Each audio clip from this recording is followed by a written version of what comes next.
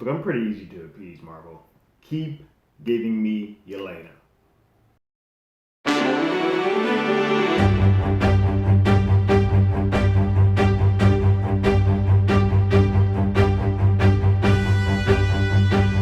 Hello, everyone. Terrence here with Hollywood Already Did It. If you haven't already, go ahead, like, share, subscribe to the channel, ring that bell below. Anytime we have something new, will be among the first to know.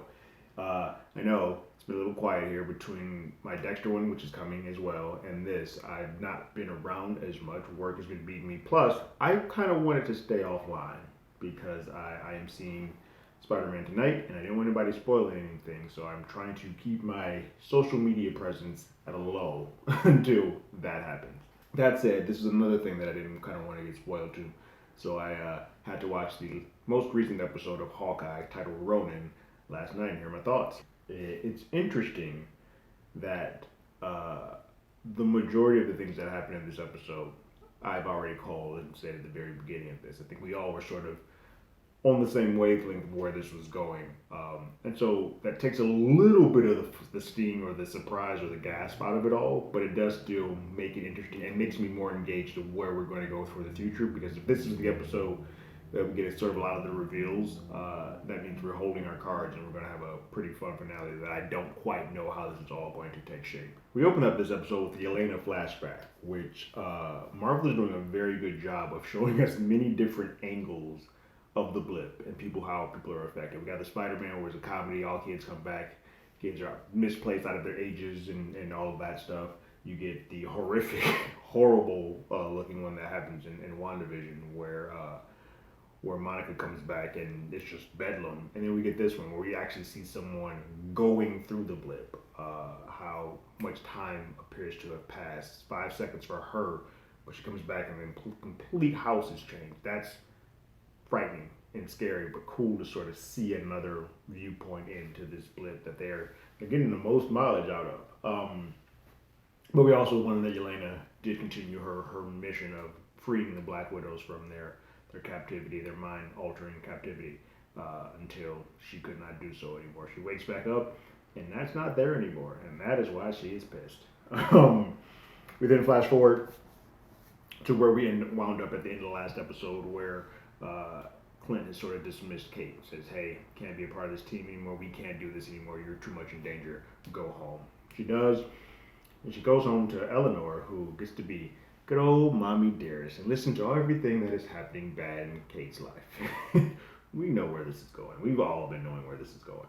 Kate confides and lets her know that Clint did send me back home, and lets her know that, hey, I'm gonna stand down. I'm home, but just so you're aware, you might want to look into Jack. He's got some shady stuff. He's got some shell companies, and she just sort of takes it in. She's like, "I'll look into it," and look into it if she does. But Eleanor tells her to go back to her loft to pick up the last few items so she can just come home. She does, and Yelena blesses us with one of the most amazing scenes humanly possible, and a little bit unnerving. She is at the loft, and like we learned throughout the dialogue that she could have killed her if she wanted to. She just wants to sort of assess Kate and how much Kate knows and how well Kate is aware of who Clint is, and if she has any telling of where he is currently. But she does so in a way where she keeps mentioning her first and last names to eventually that Kate realizes that it's an intimidation factor. So this whole scene is Yelena's way of sort of interrogating Kate, even though she's a minor, and sort of interrogating her and kind of getting information out of her without completely frightening her, but still letting her know that, I could destroy you if I wanted to at a moment's notice. In this back and forth, Yelena lets Kate know that Natasha was her sister, and Kate lets her know that Clint didn't. And Kate lets her know that Clint didn't kill her, that he is just as broken up about this. You may want to look into the person who is directing you at Clint, because there's something not on the up and up about that. And they go their separate ways after a great meal of mac and cheese with sriracha. While that's happening, Clint is sort of licking his wounds as well. He goes back to the LARPer's loft, where Lucky is, which I've been starting to get worried about who is watching after that dog, since neither of them were. But Lucky is there, and Clint just sort of needs to rest. He's going to need a hotel, but he is told that he does not need to do. He can take the couch. Hell, he can take his bed. But that is not what he does. He then sort of has a come to Jesus moment where he talks to his wife, sort of lets her know what's going to happen, and then he has a moment in front of the memorial where the Avengers first sort of did that circle forming moment where they all came together, the original six, and sort of has a heart to heart with Nat. And in that, he decides that he needs to sort of make himself a bait and have a conversation with Echo. So he gets a message to her, and they meet up. Have a pretty good back and forth battle. It was really well choreographed and looks very good. He gets the upper hand on her, and he takes his mask off and realizes that he is a Hawkeye under that Ronin outfit. And he signs to her that we are both weapons. We are both pawns in this, but we are both weapons. And I was pointed at your family by the big guy. He's been saying quite a bit, but by the big guy who was her boss, and that there was an informant on your team who led him to believe that needed to be taken care of. She's like, I don't believe you. And then she gets the upper hand on him. She's about to kill him until Kate saves. They get away. And she starts to take some of what he says to heart and questions her number two. And he kind of is a little cagey. And she buys it, not really, and goes off. And he starts sort of questioning, which I think he's probably going to go back to the big guy and kind of like, hey, she's now wondering and asking questions that which she normally would not have. Kate and Clint go back to the Larber's home and have a bit of a sit down. They get together and kind of just discussing what's next.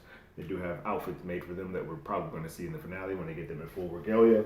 But they're just sort of talking, and in the car ride back home, Kate does inform Clint that Yelena is that it's Yelena and that it's Natasha's sister. He knows the name. She says sister. She just says, hey, by the way, that's Natasha's sister. It's like, oh, Yelena, because obviously if he's that close with Nat has mentioned that name to him before, and he just sort of accepts it. It's more of it's an okay, not like, oh, I gotta get her. It's more of a like, that makes a lot of sense. And if anybody is to try to come atone for Nat, it was one of those ones where it looked like and sounded like, yeah, if anybody, that's who I need to answer to. He was ready for that, and it seems like he might kind of just give up. I feel like if that happens, where it's a mano to mano, where he has to fall by her sword, I think he might just give into it because he kind of feels guilty enough to accept that fate. But meanwhile, while they're at the table, they're having a convo.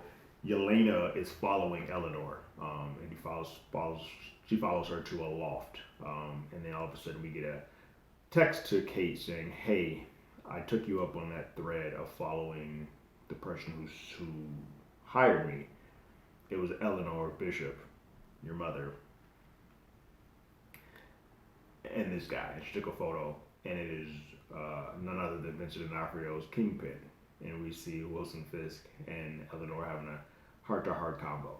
And she shows the photo to Hawkeye, to Clint, and he's like, yeah, that's the big guy that I was saying that we needed to avoid. Gasp. I mean, look, everybody knew. This has been something that's been on the wall. It's not that big of a secret. It's just, this is one of those things where we know it, we can see it, the writing's on the wall, but it is still cool in the moment to get it because there are probably a lot of hoops and things to get there, and we also never really thought we would get to this point. But the way that Vincent D'Onofrio has been retweeting this show and tweeting about this and that within Marvel, it's clear that he was playing back in the sandbox and not doing a really good job of hiding it, but it's good to have him back in the world. The biggest takeaway from all this is that Clint knows Kingpin. That's the biggest surprise. That everything that leads up Eleanor being bad, we've all sort of said that. I do still think she's responsible for her first dad's death, and the way that she sort of throws Jack out there, I'm of the belief that Jack may not have been in on it, and she just may be like widowing all these dudes and kind of like using them for their money and for gain and just disposing of them. And Wilson may have a part of that. But what's fascinating is that we've all known that Eleanor was bad. We all know that Wilson's probably on play. And that now all the players, Echo, Yelena, Clint, and Kate, all have one common enemy, two technically with Eleanor, but one common enemy in Kingpin.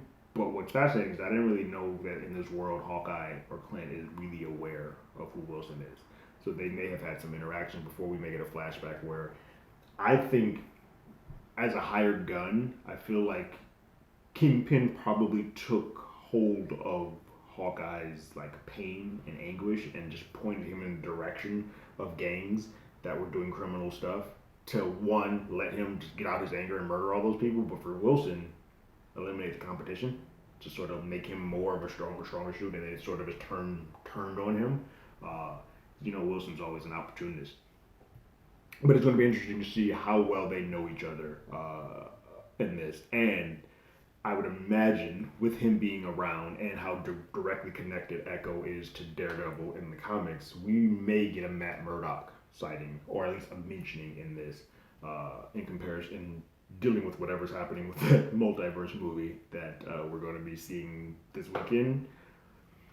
Who knows? The floodgates are open. We could be having everything sort of tied together. But this was a really good episode that revealed a lot of things that we kind of already knew, but now puts us in a board where we're now going to enter into a world of things that we don't know.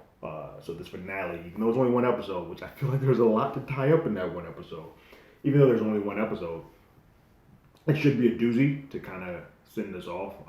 And I don't know if we're getting a Kate sequel series. I don't know if we're getting her film. I don't know. It's going to be interesting to see where everything sort of plays and how everything falls out. I think once this episode airs, you're going to start getting outside of the Echo series that's already been dropped, you're going to start hearing a lot about other things that are coming along down the pipeline to kind of put all of this together. Who knows? We might get a Daredevil series announcement. But those are my thoughts on the episode Ronin. Really solid episode. Not my favorite, but it's a really solid episode to like lead us into the finale. This is probably one of my favorite setup episodes to the finale. I think Loki kind of meandered, and I think Falcon and Winter Soldier sort of meandered. WandaVision was really good too, but this is one of the best ones that kind of plays everything out to give us a little bit of excitement about the finale. But what did you guys think about Ronin? Go ahead and leave your thoughts in the comments below. If you haven't already, you can follow us on Twitter at HollywoodADI, or you can hit us up on email at HollywoodAlreadyDidIt@gmail.com. We also have a podcast with the same name as on Google Podcasts, Spotify, Apple Podcasts, anywhere that plays podcasts. We're there. And like always, I got my ticket. You got yours.